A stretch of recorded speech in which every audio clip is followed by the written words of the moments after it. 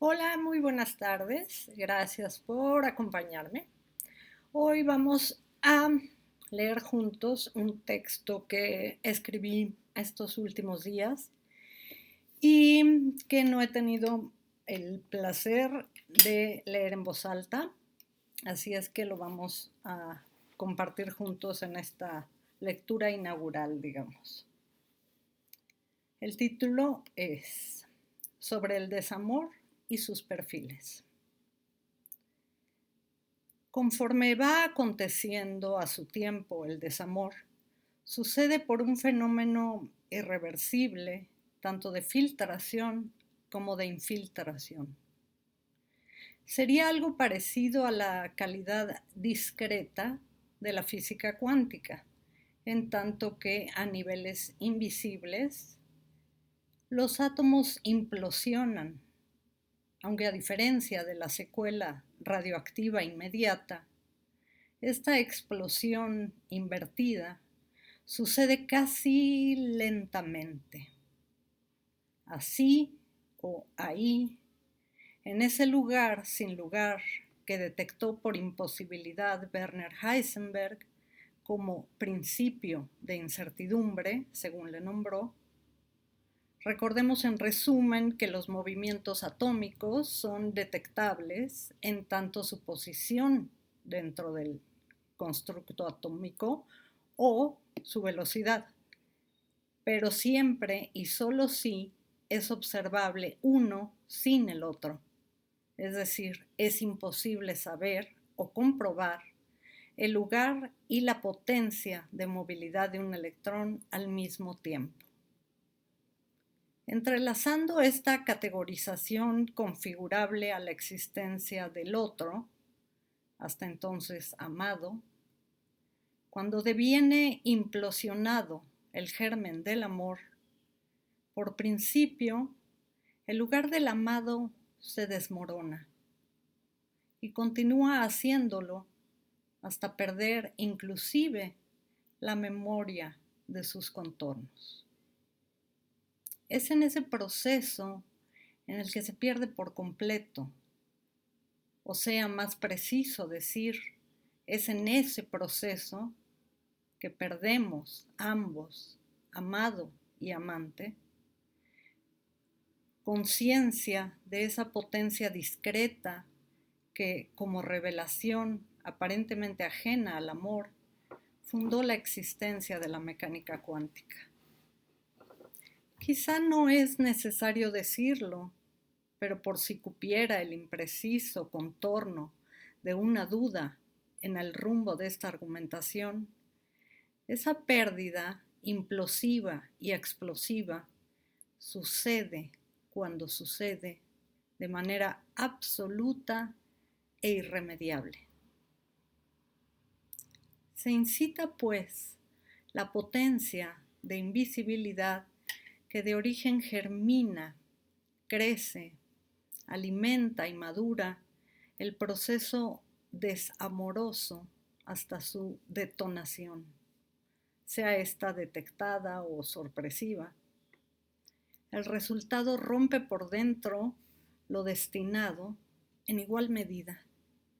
Parece ser que ese intensivo proceso, corrupto de inviolable mudez, ya sucediendo ante nuestra mirada, aun cuando inconsciente o conscientemente lo bloqueamos, expira, tornándose entonces no solo inescapable, sino enteramente desprendido de afanes y confines.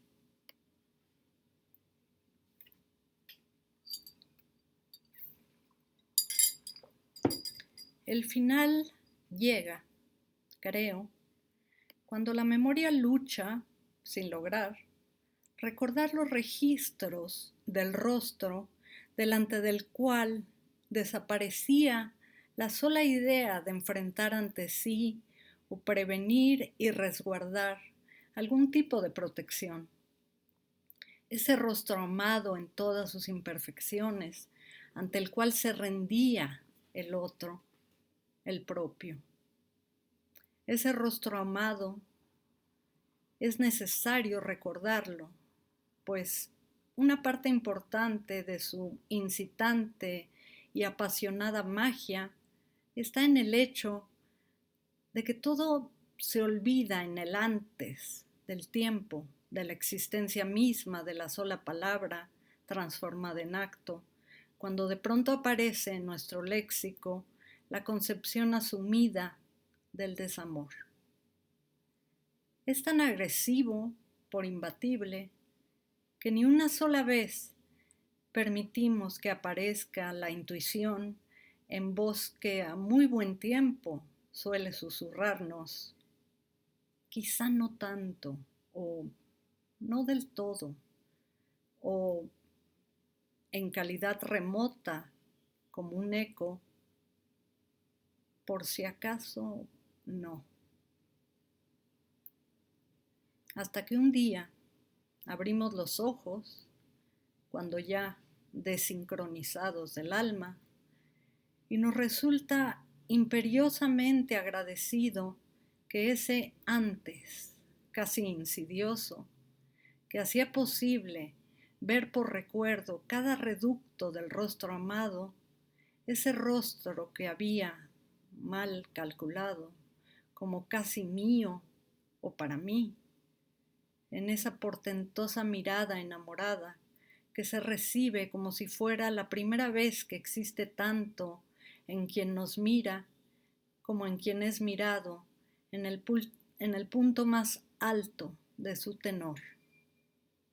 Hasta que llegue el momento que parece un siglo o un microsegundo, llega el momento en el que no queda más que percatarnos en presente que ese rostro se ha constreñido a su otredad, ha vuelto a ella, y que esa mirada no ha regresado más a abrirse sino en los ojos suyos y para sí. Ese es el momento en el que la mirada desalojada se presenta sin aviso, y esos ojos se afianzan en su cruda realidad ya ajena de mí, desde mí, sin mí. Es saber, aun si no se ha conformado ni confirmado, en el que se sabe que los ojos, sus ojos, no volverán ya a despertar en mí lo que él hubo sido. Es ese saber que no habrá más de despertarme. Ahora, agradecer la imposibilidad de recordar una mirada que tanto nos amó como nos destrozó es fundamental.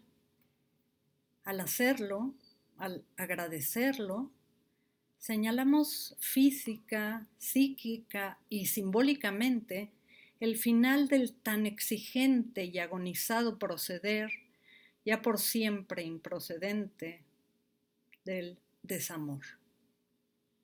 Y en ese preciso y justo instante de justo, tan injusto, por devenir tan innegable, tan perfectamente reasignado, redestinado, desacomodado del lugar hasta ese instante vuelto siglo que habíamos compartido.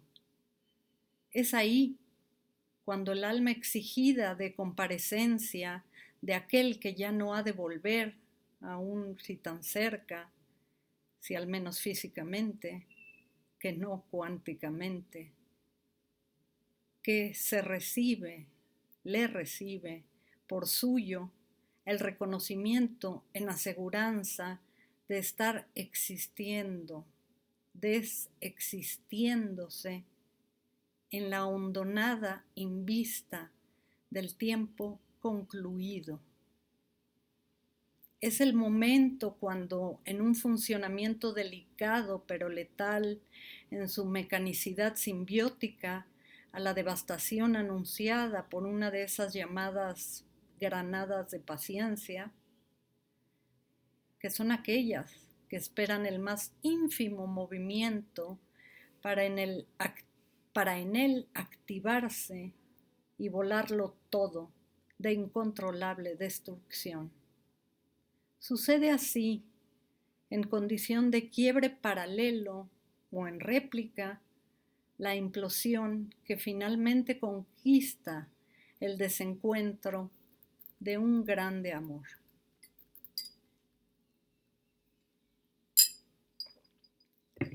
Por lo general, el otro final, el del aviso explicitado del fin, tiene también su propio particular momento.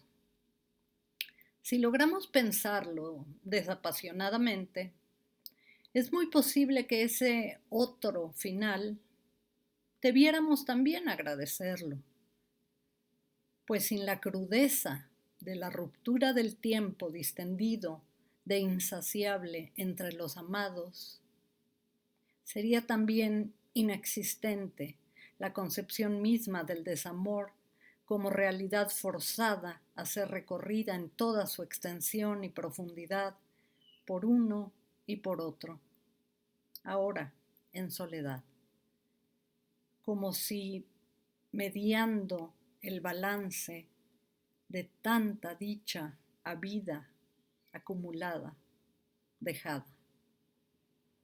Preciso resulte ahora mismo considerar si de consultar la llegada, muchas veces inesperada, del desamor, si aún de haber sabido qué y cómo llegaría, si seguiríamos queriendo un amor así, tan sólido y hambriento, de una potencia que de suyo se construye y permanece imperturbable, impenetrable, hasta que con esa misma certera y asertiva fortaleza se desmorona, dando inicio a la dispersión de uno a uno de sus más diminutos granos como recuerdos, sin detenerse, sin siquiera distraerse.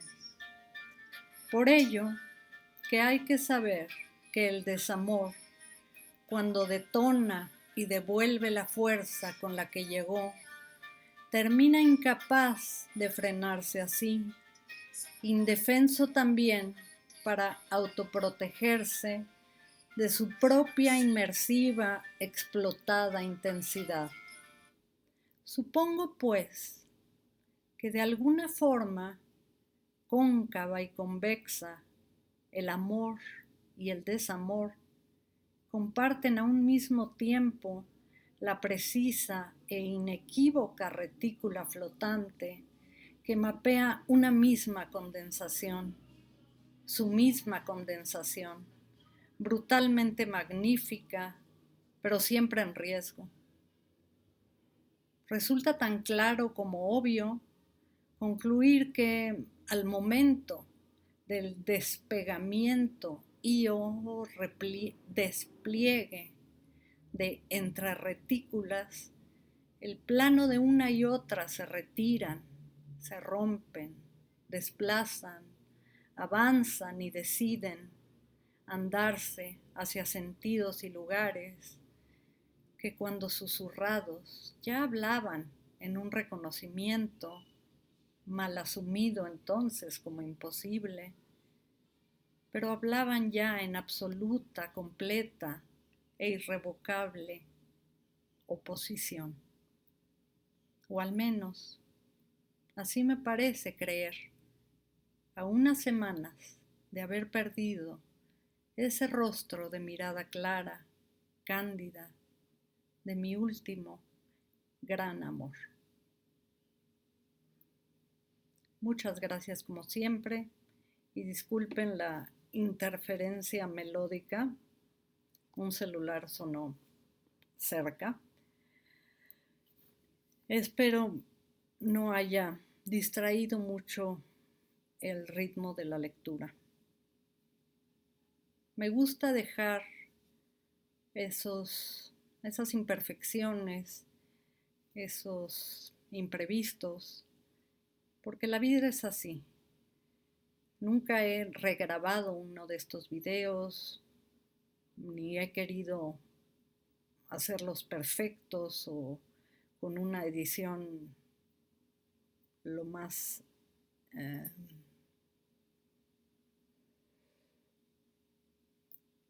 lo más perfectamente concebible para ser entregada,